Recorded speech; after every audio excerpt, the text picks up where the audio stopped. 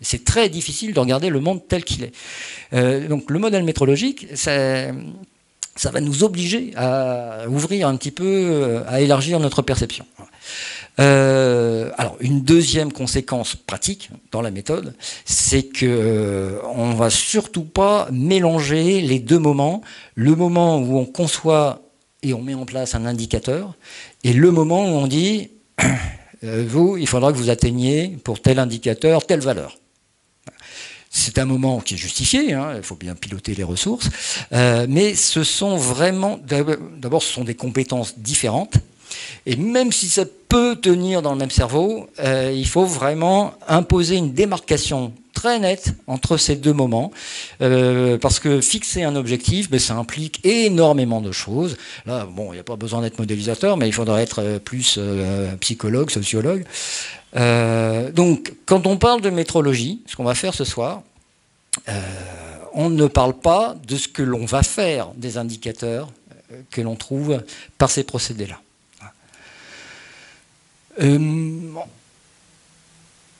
Alors, niveau, il nous faut toujours des notions opératoires, hein, ce sont les outils avec lesquels nous travaillons. Donc j'ai déjà cité le modèle métrologique. On va utiliser plutôt le terme métrique que le terme d'indicateur. Vous verrez, après, je vais vous donner des définitions qui les positionnent. Simplement, métrique, c'est plus neutre. En fait, c'est toujours, on est au niveau des connotations, hein, parce qu'en fait, métrique, c'est le mot grec, et indicateur, c'est le mot latin. C'est ça l'histoire. Mais on va quand même introduire une légère différence. Et puis surtout, on va s'intéresser aux relations entre les métriques. Vous vous souvenez, dans mon petit exemple, la décomposition du taux de létalité en plusieurs autres notions. Alors, ce modèle, toujours bien d'avoir un modèle, mais bon...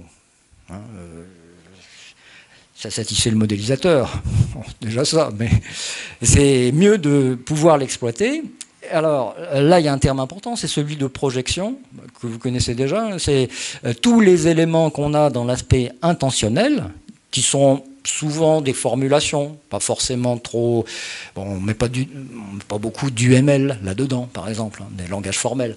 On a des formulations, mais à un moment, comme tu as évoqué la terminologie, bon, un terme, on lui donne des définitions, on a des relations entre les termes, et à un moment, il faut dire, eh bien, dans notre modèle de la connaissance métier, dans nos processus, dans le système informatique, qu'est devenu ce terme? Comment il est restitué?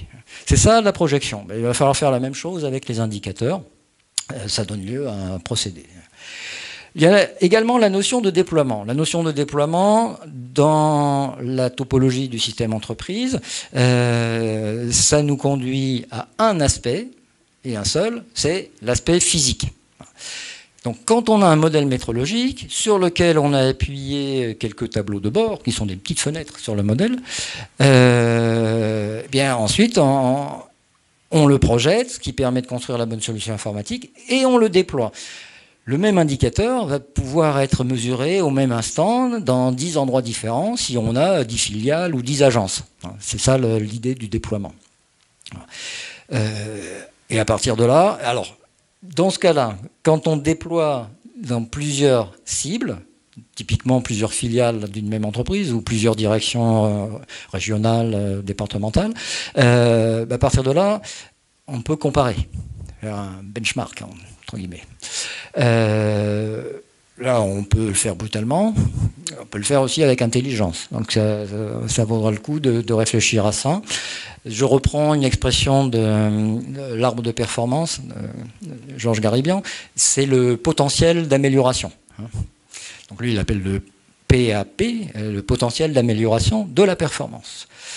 Je n'ai pas utilisé beaucoup le mot performance, jusque-là. Il y a une raison. Alors d'abord, ça c'est un tout petit bout du métamodèle, juste pour dire, un indicateur, vous voyez, un indicateur c'est une métrique, mais un indicateur, il faut faire confiance au langage, un indicateur ça indique, ça montre quelque chose. La métrique elle mesure, point. Donc c'est assez neutre.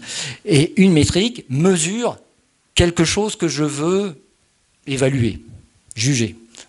Donc, bon, en UML, le terme indicateur est repris comme le nom de rôle de l'association. Mais dans notre métamodèle, le terme central, c'est la métrique dont on a fait une classe. Qu'est-ce que c'est qu'une métrique? Faisons simple, une variable destinée à mesurer. La mesure, ce sera la valeur. L'indicateur, je viens d'en parler. On va avoir besoin d'une notion comme le domaine d'attention. Quand on ouvre son référentiel de description de l'entreprise, d'abord, on voit les aspects. Les 7 aspects définis dans la topologie. Ensuite, dans chaque aspect, on a énormément de choses à stocker, il faut structurer. À un premier niveau, si on est dans le modèle sémantique, on structure en domaine d'objets. Si on est dans le modèle, dans l'aspect pragmatique, organisationnel, on va retrouver des domaines d'activité, dont les domaines fonctionnels. Eh bien, si je m'intéresse à la métrologie, je vais me retrouver avec des centaines, peut-être des milliers de métriques. Il faut que je les organise. Si je reprends les critères de décomposition que j'ai cités, qui sont pertinents pour d'autres aspects, je risque de... ça va être mal taillé, en quelque sorte. Donc on se donne une notion de domaine d'attention, ça va nous servir à structurer notre modèle métrologique.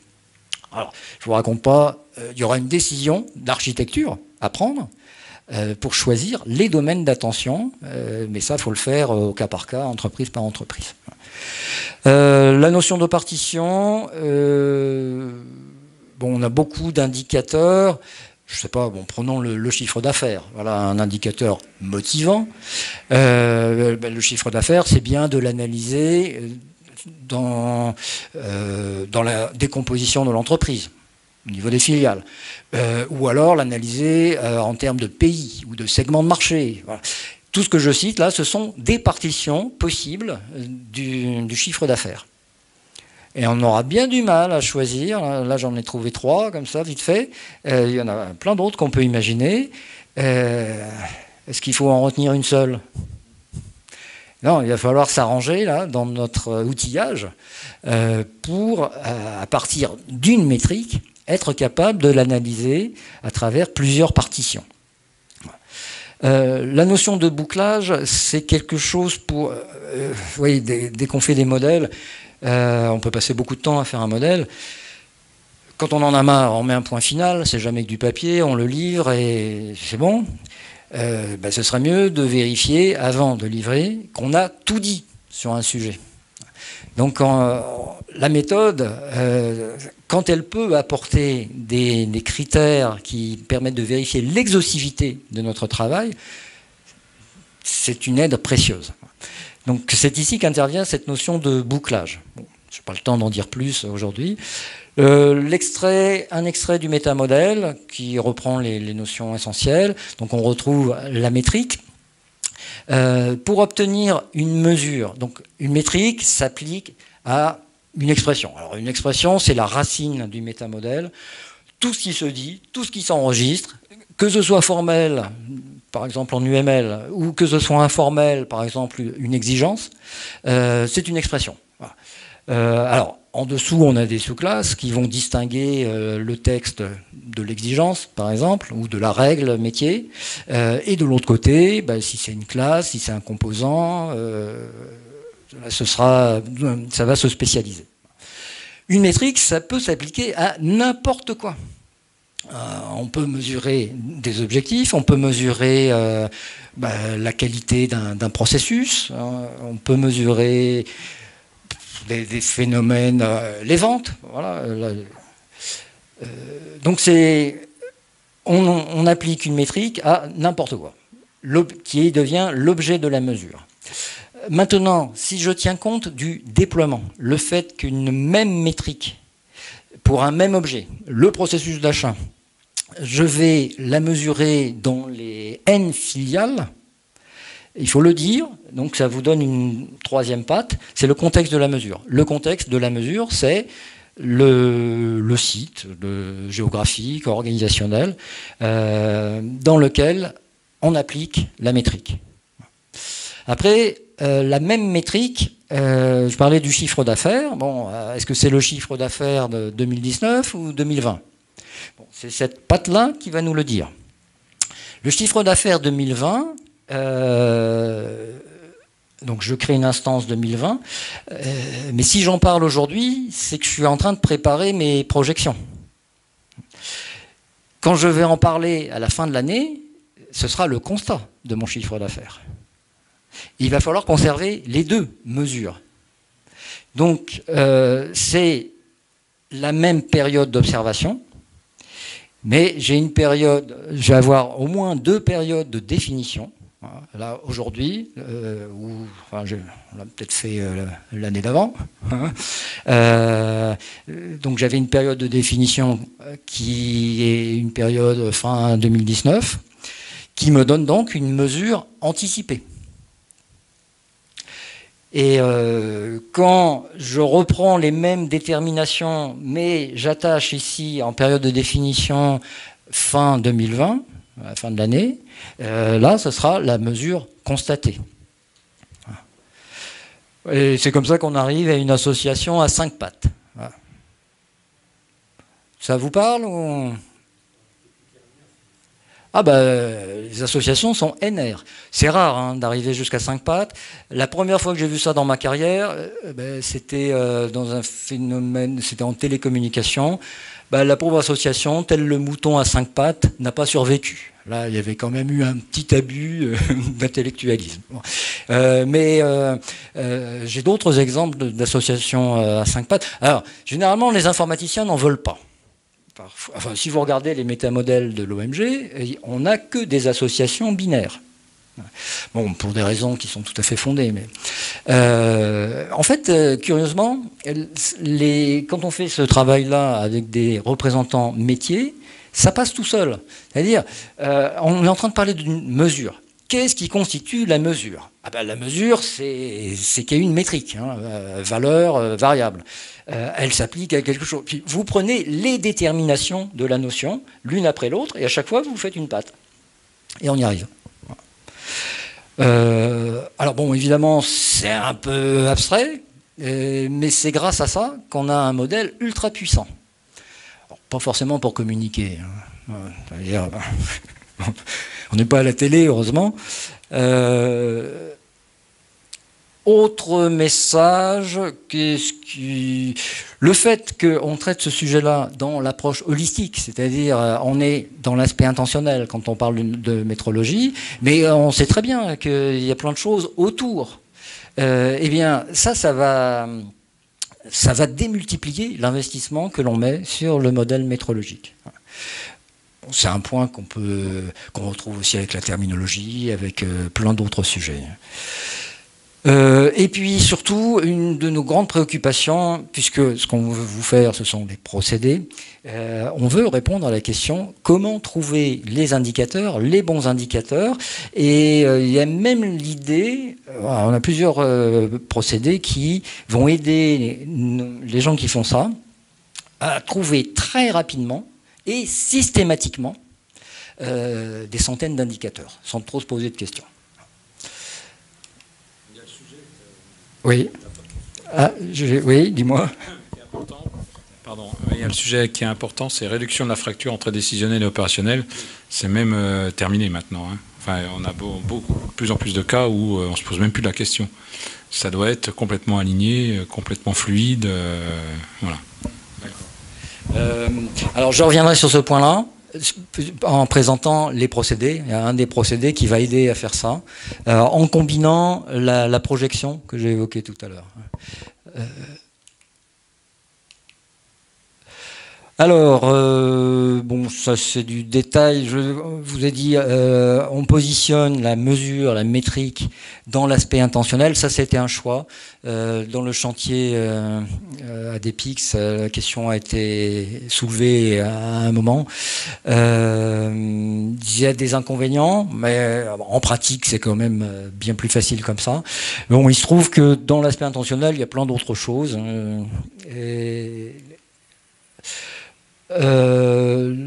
Modèle, ça suppose quand même une petite représentation graphique. Ça, c'était un essai qui avait été fait il y a fort longtemps avec un outil qui n'existe plus d'ailleurs, donc je n'ai pas besoin de le nommer. Ce qu'il faut faire, bien sûr, c'est identifier les métriques. Bon, celles-ci sont assez évidentes. Mais aussi mettre des relations entre les métriques. Là, c'est un exemple tiré de l'arbre de performance. Dans la méthode de Georges Garibian, on n'utilise que les relations arithmétiques pour construire un réseau d'indicateurs. Alors, si vous retrouvez les articles de Georges, il y a des exemples qui sont assez éclairants. Ce que l'on fait quand même, c'est en plus de ces 4 relations arithmétiques, on introduit la notion de partition, avec une petite difficulté technique au niveau de l'outillage, c'est que une même métrique peut être analysée à travers plusieurs partitions différentes. Ce qui serait pas mal également, c'est aller au-delà de l'arithmétique, récupérer les statistiques de base, l'écart type par exemple, c'est-à-dire autour d'une même métrique, chiffre d'affaires, tout ça est valable. D'accord ? Donc déjà, ça vous étoffe spontanément votre modèle métrologique par rapport aux pratiques standards. Et puis il ne faut pas s'arrêter là, c'est que quand on mesure, on soulève des hypothèses, on suppose que de plus se serrer la main, ça devrait à terme faire disparaître la maladie. Bon, c'est une hypothèse, il faut s'arranger pour vérifier, infirmer, confirmer. Donc il faut que dans notre modèle, on puisse introduire d'autres types de notions. Celles-ci sont des relations de construction, ce qui permettent de définir les métriques. Les autres sont plutôt des relations d'analyse, donc la corrélation ou la contribution, la contradiction aussi entre des phénomènes. Ça nous conduirait à des représentations graphiques un peu sophistiquées. Donc si je pars du bas, on a des métriques primaires, ce sont les données de base. On mesure, on constate, c'est tout. Un petit commentaire, l'unité va permettre de vérifier que dans la construction, on est cohérent, en tout cas mathématiquement. Et puis, quand on crée une métrique combinée, ou comme dit ici, secondaire, eh bien, elle peut se calculer selon plusieurs formules. Et pour chacune des formules, dernier point, on va avoir des opérateurs arithmétiques pour assembler des métriques d'un autre niveau. Voilà.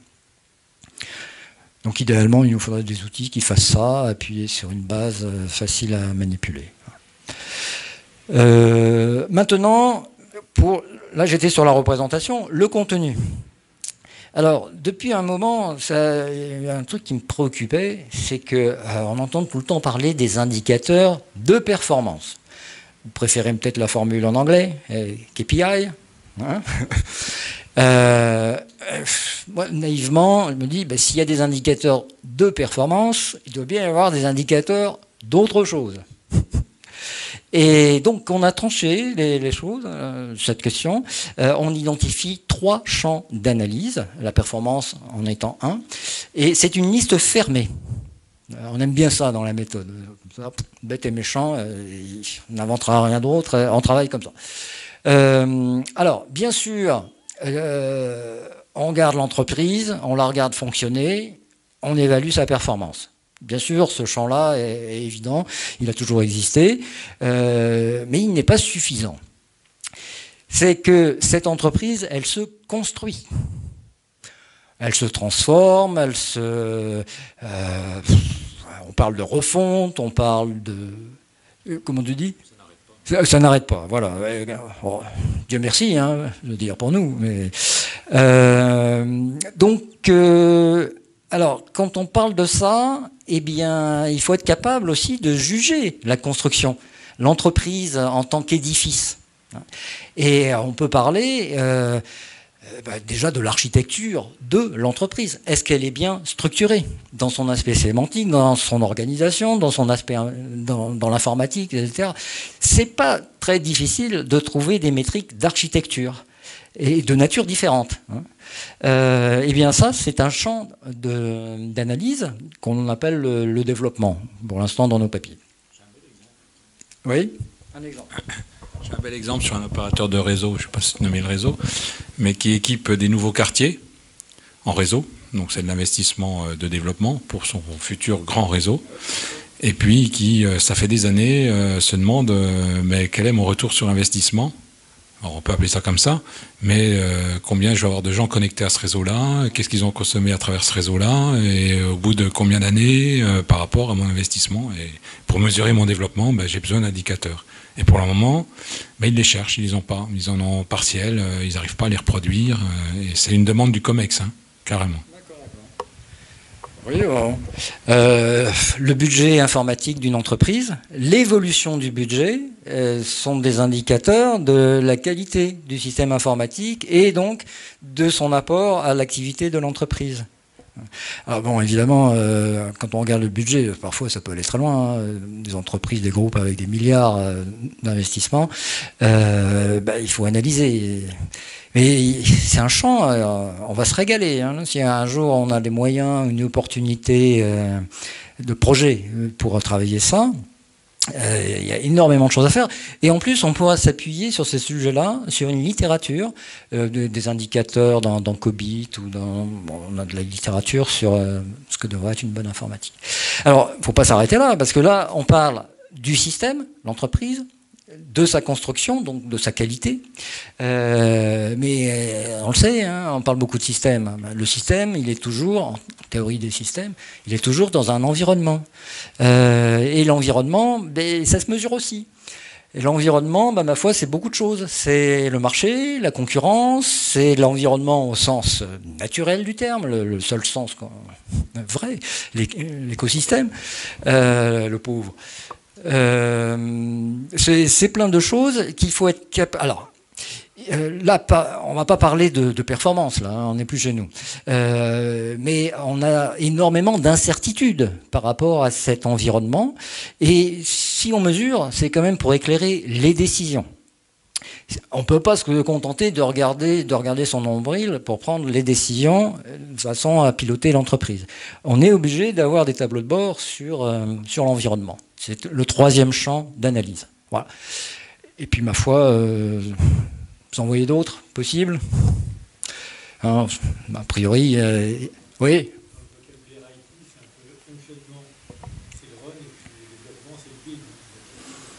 Oui. C'est vrai, c'est comme ça qu'on parle en informatique, oui, tu as raison. Ouais. Mais là, on transpose ça au niveau de l'entreprise. Ah oui, alors maintenant, écosystème, mon Dieu, enfin, ne m'emmenez pas sur ce terrain-là, sinon... alors le déploiement, là je vous donne des petits... Enfin, je vais quand même accélérer. Quand on a une métrique, on la mesure dans le temps, et c'est intéressant parce que ça permet de déduire des tendances, ça va éclairer les décisions. Et puis il y a aussi la même métrique, elle se déploie dans la géographie ou dans l'organisation, et tout ça, ma foi, ça fait un modèle assez costaud. Ouais. Par rapport à ce déploiement, on s'est rendu compte là, et ça commence, ça a très fort lien avec l'Internet of Things, l'IoT. C'est-à-dire des déploiements de capteurs, de sensors, et tout ce genre de choses, avec des vraies questions d'un système à mettre en place. Donc il y a tout aussi un pan méthodologique sur ça. D'accord. Alors là-dessus, je te renvoie à la thématique technique, qu'on n'a pas publiée encore, mais qui est disponible. On pourra échanger là-dessus.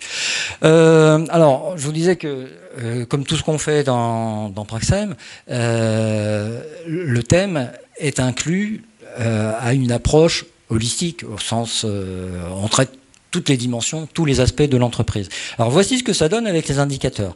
Donc d'abord, les métriques, le modèle métrologique, c'est une des facettes de l'aspect intentionnel. Donc c'est là qu'on va passer beaucoup de temps de réflexion pour faire nos modèles. Une fois que c'est fait, on va projeter chacune de ces métriques. Je vais vous donner des exemples après. Beaucoup vont se retrouver dans l'aspect sémantique. Hein, par exemple, si j'analyse mon chiffre d'affaires, je sais pas pourquoi, mon chiffre d'affaires en termes de segment de marché, le segment de marché, c'est une notion qui se formalise là-dedans. Maintenant, si je veux l'analyser en termes de... je vais prendre un autre exemple, c'est la performance du processus de vente. J'ai un processus, il est là. Et donc, les indicateurs qui mesurent cette performance vont être formalisés dans des éléments de modélisation de l'aspect pragmatique. Ce qui est fait dans les aspects métiers, ça va se déployer dans la géographie de l'entreprise. Ensuite, je vais vous montrer comment on incorpore les métriques dans les modèles sémantiques et pragmatiques. Quand c'est fait, le concepteur logique, lui, on lui explique, c'est ce qu'on est en train de publier maintenant, on lui explique comment exploiter ces deux modèles métiers pour trouver les bons services, si on fait du SOA, ou enfin pour spécifier en termes logiques la solution. Et alors, il n'a pas besoin de savoir que l'attribut qu'il a sous les yeux, ça vient d'une métrique qui a été définie là. Non, l'attribut, il a une certaine forme, et on lui donne les règles de dérivation pour traduire cette forme dans les trois facettes de l'aspect logique, c'est-à-dire les services, les données et les échanges. Et puis après, donc, on continue. Alors, c'est grâce à ça, justement, qu'on va réduire la fracture entre le système décisionnel et le système opérationnel. C'est que on va s'arranger pour absorber le maximum de métriques du modèle métrologique dans nos modèles métiers qui sont embarqués dans la conception de la bonne solution informatique. Ce qui fait que, à la fin, on se retrouve avec des paquets de services, microservices, on va dire maintenant, qui, bien sûr, outillent les activités opérationnelles. C'est pour ça qu'on a financé les projets. Mais pour le même prix, quasiment, parce que ça a été embarqué dans tout ce chemin, eh bien, les indicateurs sont déjà présents. On a des règles de passage qui vont absorber ça. Bon, alors un exemple, là, on peut faire ça avec l'éditeur de traçabilité de Modelio. À droite, vous avez un tout petit extrait d'un modèle métrologique. Hein, ce sont des métriques avec leurs relations. Et ce qui se passe à gauche, c'est là, c'est l'attribut d'une classe. Ici, c'est l'opération d'une classe. J'ai un autre schéma, plus parlant. Je prends le nombre de clients. Un nombre de clients, dans les méthodes, on a cité Meurice avant de commencer, on nous disait ça, un nombre de clients, on ne va pas le mettre sur l'entité client. Pas possible, hein, il n'y a qu'une valeur pour l'ensemble. Donc on ne le mettait pas. Eh bien, en UML, on va le mettre. En prenant soin de définir cet attribut comme étant de portée classe. Voilà. Ça veut dire qu'il y a une seule valeur, c'est-à-dire que je traite la classe comme l'ensemble de ses instances. Donc ça, c'est le moyen d'absorber les indicateurs dans un modèle sémantique. Alors après, si on fait de la sémantique, la première chose qu'on vous dit, c'est pas de classe client. D'accord? Mon exemple est un peu simpliste. Ici, c'est le nombre de réclamations. Alors, on est aussi dans la sémantique, là, et on complique un petit peu, c'est je voudrais les réclamations selon des critères. Là, je ne peux pas me contenter d'un attribut, donc je fais une opération, toujours en prenant soin de dire c'est une opération, pas sur une instance, mais sur l'ensemble des instances de cette classe contrat. Et le troisième exemple, ça vous ne connaissez peut-être pas, c'est je prends le temps passé pour traiter les réclamations, et ça n'est plus sémantique. Ça, c'est lié aux acteurs humains ou au degré d'automatisation dans l'entreprise. Il ne faudrait surtout pas pointer ça dans une notion sémantique, ça va être repris dans l'aspect pragmatique, l'aspect qui traite l'organisation, les activités, métiers. Et il se trouve que sur un cas d'utilisation, qui est le dernier degré, en UML en tout cas, pour représenter une activité, une situation élémentaire de travail, eh bien, le cas d'utilisation peut porter des attributs, des opérations. Ça, on ne le fait pas souvent, mais eh bien, là, ça vaut le coup pour absorber une grosse partie de nos indicateurs, de nos métriques, vont se retrouver dans l'aspect pragmatique sous cette forme-là. Il y a d'autres formes, hein, bien sûr. Alors une fois qu'on a ça, vous voyez, le concepteur logique, lui, ça, c'est son point de départ. Ce sont des extraits de modèles métiers. Il n'a pas besoin de savoir que ça vient d'un indicateur. Ce qui se passe en haut, on ne lui demande pas. Tout ce qu'il voit, c'est « Ah, je suis en présence d'un attribut de portée classe. Je regarde la liste des règles de dérivation. Ben, voici ce que je dois faire sur la machine ensembliste, sur la base de données, et ainsi de suite. » Est-ce qu'il y a des choses importantes là? Sans doute. Hein. Bon, tout est important. Oui, titille un petit peu, c'est le fait d'enregistrer nos indicateurs d'abord dans l'aspect intentionnel, puis de les projeter. Ben, on se retrouve dans cette situation où le même élément d'information, la métrique, se retrouve à deux endroits. Donc, si on est puriste, on pourrait critiquer un petit peu, puisque ça viole la règle de parcimonie, mais c'est quand même plus simple de travailler comme ça. Donc, c'est ce qu'on propose dans nos méthodes. Parce que nous visons la pratique. Mais la vraie, hein, celle pour qui la théorie n'est pas le contraire, mais juste la préparation. Les gens qui vous disent le contraire... Voilà. Alors, nos procédés, puis j'arrêterai là-dessus. On a identifié 7 procédés.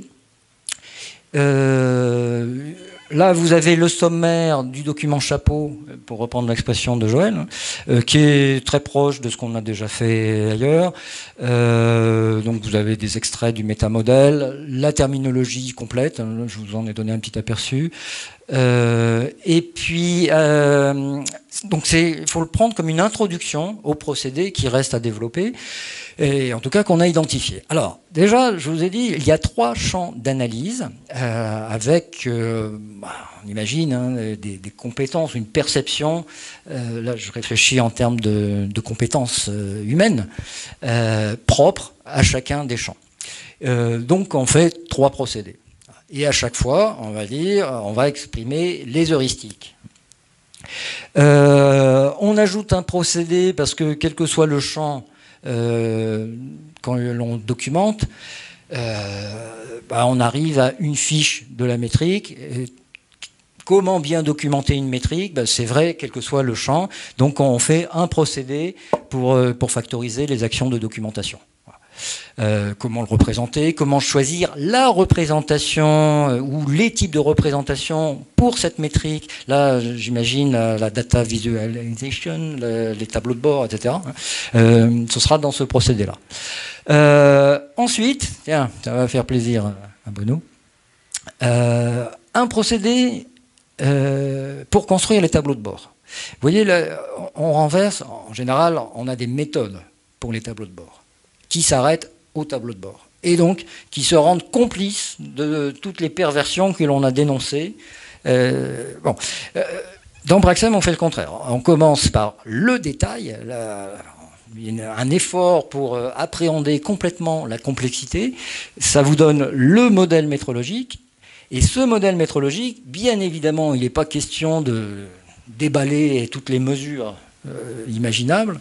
Non, on va se dire, eh bien, cet individu-là, dans sa position, manager opérationnel, manager stratégique ou opérationnel, il a besoin d'un certain nombre d'indicateurs. Là, ce serait le bon terme. Donc, on prélève dans le modèle métrologique quelques métriques dans une intention particulière. Donc, c'est ça qui définira un tableau de bord. Et ça laisse donc quand on fait ça, on n'a pas de temps à passer sur la définition des métriques. Elles ont été faites en amont. Donc, on va se concentrer sur la communication des métriques et des mesures. Ça laisse plus de place, je dirais, à la psychologie de l'acteur qui regarde son tableau de bord. Ensuite, nos métriques, on les projette. Et là, on est dans la construction de la solution informatique, notamment. Et une fois que c'est fait, qu'on a en place notre dispositif de mesurage, eh bien, on mesure régulièrement. C'est ce qui permet d'évaluer l'entreprise. Donc, si on compte bien, 3 procédés correspondant au champ, un 4e qui factorise la documentation de la métrique, 5 pour les tableaux de bord, 6 c'est la construction du mesurage, et 7 c'est la mesure elle-même, le mesurage en action. Voilà. Donc ça vous donne ceci. Le premier s'appelle définir et documenter une métrique. Quand on s'intéresse au champ de fonctionnement de l'entreprise, modéliser la performance, hein, donc on retrouve le mot performance, mais on découvre le mot modéliser. Ensuite, autre champ d'analyse, c'est le développement. Bon, les noms de procédés pourraient encore évoluer, mais là, pour l'instant, on a objectivé la qualité de l'entreprise. Il faut trouver une expression qui interpelle les décideurs. Hein. Tout ça, c'est pour eux quand même. C'est pour jeter la lumière de la raison dans l'obscurité du pouvoir. Un autre pour l'environnement, surveiller l'environnement au sens très large, construire un tableau de bord, mettre en place le mesurage. Alors, le procédé, là, ne distingue pas l'origine, c'est-à-dire le champ d'analyse. On a des métriques, il faut trouver le moyen pour les rentrer dans notre système au sens large. Voilà. Alors, on est allé au-delà de ça, hein, c'est-à-dire que pour chacun de ces procédés, on a déjà plus qu'une esquisse, une ébauche. On a presque, dans certains cas, un mode opératoire qui est déjà identifié. Voilà, on est au niveau du draft, du brouillon. Donc je pourrais vous le présenter. Enfin, voilà où on en est. Il y a de quoi occuper les soirées d'hiver, surtout si on est confiné. Vous voyez, c'est tout prévu. Voilà. Tu veux dire 2 mots là-dessus ou pour ce qu'on va faire à l'avenir? C'est une autre présentation de ce que vient de dire Dominique. Hein. En haut, on a le procédé métrologique, c'est le chapeau. À droite, on a modélisé la performance, objecté la qualité de l'entreprise, surveiller l'environnement. Là, c'est de la conception. Hein, conception du modèle méthodologique pour chaque champ. Voilà. Et puis après on a le build et le run, hein, c'est facile.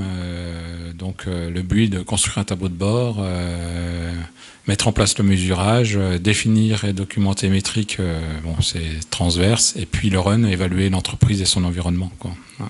Et ce qui est intéressant, c'est pourquoi ce schéma-là, c'est parce que ce qui nous intéresse nous, c'est qu'on est à ce niveau-là, on va rédiger ces éléments-là à plusieurs, hein, et puis d'autres contributeurs éventuellement, mais ce que c'est l'apport de la méthode, c'est qu'on s'inscrit dans ce cadre-là qui tout de suite élimine tout un ensemble de questions à se poser, quoi.